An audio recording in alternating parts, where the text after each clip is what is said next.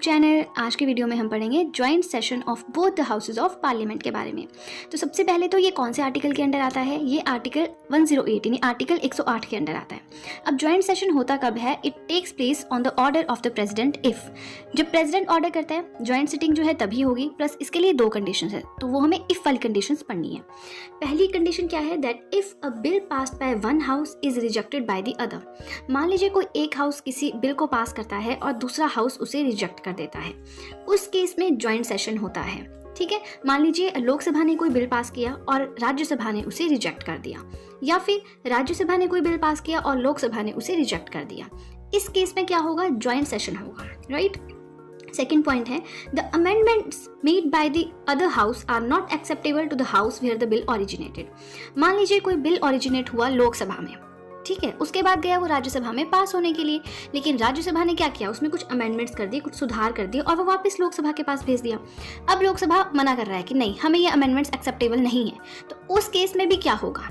Joint session होगा। पहला तो सिंपल है कि बिल एक ने पास किया, दूसरे ने रिजेक्ट किया।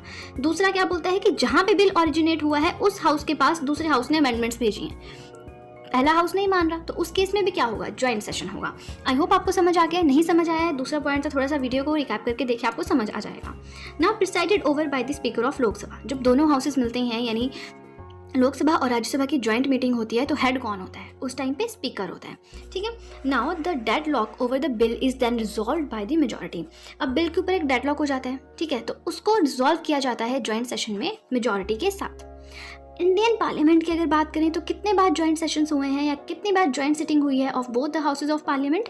तो वो हुई है थ्री ज्वाइंट सिटिंग्स, 3 बार हुई हैं। कब कब? 1961, 1978 एंड 2002, ठीक है। Now provisions applicable. अब जो ज्वाइंट सिटिंग है ये किस किस केस में हो सकती है? कोई ऑर्डिनरी बिल है उस केस में ज्वाइंट सिटिंग हो सकती है, कोई फाइनेंशियल बिल है उस केस में भी ज्वाइंट सिटिंग हो सकती है। बट अगर बात करें कोई मनी बिल है या कोई कॉन्स्टिट्यूशनल अमेंडमेंट बिल है, मैंने यहाँ पे शॉर्ट में लिखा है, अगर कोई मनी या कॉन्स्टिट्यूशनल अमेंडमेंट बिल है उस केस में ज्वाइंट सिटिंग हो ही नहीं सकती।